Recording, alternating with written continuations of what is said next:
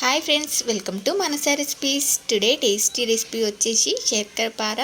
ఇవి చాలా టేస్టీగా ఉంటాయి. వీటిని మైదా పిండితో కాకుండా ఇలా హెల్తీగా గోధుమ పిండితోనే ప్రిపేర్ చేస్తున్నాను. వీటిని ఏ పండగకైనా ఇలా ఈజీగా చేసేసుకోవచ్చు. ఏ పండగకైనా స్వీట్ అయితే కంపల్సరీ చేసుకుంటాం కదా, ఇలా చేసేసుకోండి. చాలా టేస్టీగా ఉంటాయి. వీటిని ఇలా చేసి పెట్టుకున్నామంటే నెల రోజుల పాటు డబ్బాలో స్టోర్ చేసుకుంటే ఫ్రెష్గా ఎప్పుడు కావాలంటే అప్పుడు డబ్బాల నుండి తీసుకొని తినేయొచ్చు. అలాగే పిల్లలకు స్నాక్స్గా కూడా పెట్టవచ్చు. చాలా టేస్టీగా ఉంటాయి. మరి వీటిని ఇలా ఈజీగా ఎలా ప్రిపేర్ చేయాలో చూద్దాం. మరి మీకు కూడా ఇవి ఇలా పర్ఫెక్ట్గా రావాలంటే వీడియోని స్కిప్ చేయకుండా చివరి వరకు చూడండి. అలాగే ఫస్ట్ టైం కనుక మీరు మనసా రెసిపీస్ ఛానల్ని చూస్తున్నట్లయితే సబ్స్క్రైబ్ చేసుకోండి. మరి ఇప్పుడు లేట్ చేయకుండా చాలా టేస్టీగా ఇలా శర్కరపారని ఎలా ప్రిపేర్ చేయాలో చూద్దాం. ముందుగా వీటిని చేసుకోవడానికి ఇలా ఒక 2 కప్పుల గోధుమ పిండిని తీసుకొని ఇలా జల్లించుకోవాలి. నేను ఇక్కడ హెల్తీగా ప్రిపేర్ చేస్తున్నాను కాబట్టి ఇలా గోధుమ పిండితో చేస్తున్నాను. మీరు కావాలంటే మైదా పిండిని కూడా యూస్ చేసుకోవచ్చు. చూడండి, దీన్నంతా కూడా ఇలా బాగా జల్లించుకున్న తర్వాత ఇప్పుడు దీనిలోకి ఇలా 2 చిటికెలంతా వంట సోడా, 1 చిటికెడంతా సాల్ట్ని యాడ్ చేసుకొని ఇప్పుడు దీనిలోకి ఒక 1/4 కప్పు షుగర్, అలాగే ఒక 3 ఇలాచీలను వేసుకొని దీన్ని ఇలా ఫైన్ పౌడర్లా చేసుకొని దీనిలోకి యాడ్ చేసుకోవాలి. ఇప్పుడు దీన్నంతా కూడా ఇలా బాగా మిక్స్ చేసుకోవాలి. చూడండి, ఇదంతా కూడా బాగా కలిసేలాగా మిక్స్ చేసుకున్న తర్వాత ఇప్పుడు దీనిలోకి ఇలా ఒక 1/2 కప్పు నెయ్యిని తీసుకొని ఇలా వేడి చేసుకోవాలి. ఇలా నెయ్యి వేడి చేసుకొని ఈ పిండిలోకి యాడ్ చేసుకొని దీన్నంతా కూడా ఒకసారి ఇలా స్పూన్తో మిక్స్ చేసుకోవాలి. మనకు నెయ్యి వేడిగా ఉంటుంది కాబట్టి ఇలా ఒకసారి స్పూన్తో మిక్స్ చేసుకున్న తర్వాత ఇప్పుడు దీన్నంతా కూడా ఇలా చేత్తో ఇలా బాగా రబ్ చేసుకుంటూ ఇలా బాగా మిక్స్ చేసుకోవాలి. దీన్నంతా కూడా ఇలా కలిసేలాగా బాగా మిక్స్ చేసుకున్న తర్వాత చూడండి, మనకు ఇది ఇలా పట్టుకోగానే ఇలా ముద్దలా వస్తుంది. ఇలా ముద్దలా వస్తే మనకు కరెక్ట్గా నెయ్యి సరిపోయినట్టు. ఇప్పుడు దీనిలో ఇలా ఒక 1/2 కప్పు పాలని తీసుకుంటున్నాను.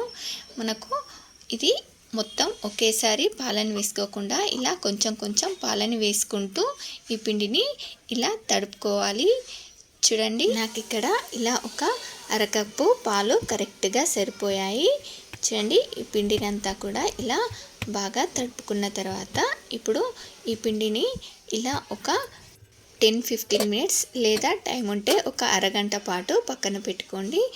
ఇలా అరగంట తర్వాత నేను ఒక అరగంట తర్వాత చేసుకుంటున్నాను. చూడండి, ఇలా డీప్ ఫ్రైకి సరిపడా ఆయిల్ తీసుకొని ఆయిల్ వేడి చేసుకోవాలి. ఇలా ఆయిల్ వేడయ్యేలోపు మరో పక్కన ఇలా పిండిని ఇలా 2 పార్ట్స్గా డివైడ్ చేసుకొని ఇలా చపాతీ పీట పైన ఈ బాల్ని పెట్టి ఇలా ఈవెన్గా స్ప్రెడ్ చేసుకోవాలి.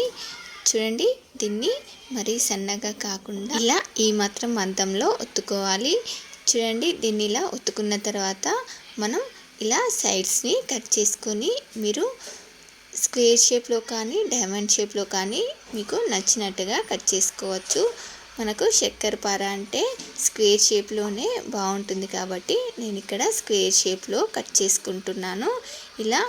ఇలా కట్ చేసుకున్న తర్వాత చూడండి, వీటిని ఇలా నైఫ్తో ఈజీగా ఇలా అంటేనే మనకు వచ్చేస్తాయి. వీటిని ఇలా విడివిడిగా చేసుకొని మరొక ప్లేట్లోకి తీసి మిగతా పిండిని కూడా ఇలానే చేసేసుకొని ఇలా స్క్వేర్స్లా కట్ చేసుకోవాలి. ఈలోపు మనకు మరో పక్కన ఆయిల్ కూడా వేడైపోయింది. ఇలా ఆయిల్ బాగా వేడయిన తర్వాత ముందే చెప్తున్నాను, స్టవ్ ఆపేసి వీటిని వేసుకోవాలి. చూడండి, ఇలా వీటన్నింటిని వేసుకున్న తర్వాత మనకు ఇవి ఇలా కొంచెం ఒక్కొక్కటిగా ఆయిల్లో పైకి తేలుతుంది. ఇప్పుడు మళ్ళీ స్టవ్ ఆన్ చేసి చూసారు కదా, ఇలా ఆయిల్లో పైకి తేలిన తర్వాత మళ్ళీ స్టవ్ ఆన్ చేసి మంటని మీడియం ఫ్లేమ్లో పెట్టి వీటిని ఫ్రై చేసుకోవాలి. చూడండి, మనం హై ఫ్లేమ్లో పెట్టి ఫ్రై చేసుకున్నామంటే పైన మాడినట్టుగా అవుతుంది, కానీ లోపల పిండిగానే ఉండిపోతుంది. చూడండి, ఇలా ఫ్రై చేసుకుంటే ఇలా మనకు పొరలుగా బాగా విచ్చుకొని చాలా బాగా ఫ్రై అవుతాయి.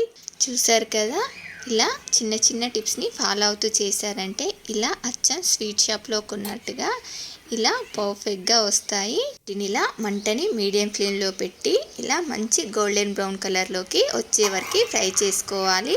ఇలా చేసుకుంటే చూడండి మనకు అచ్చం స్వీట్ షాప్లో కొన్నట్టుగా వస్తాయి. ఇప్పుడు మిగతా వాటిని అలానే స్టవ్ ఆన్లో ఉంచి వేసేసుకోకండి.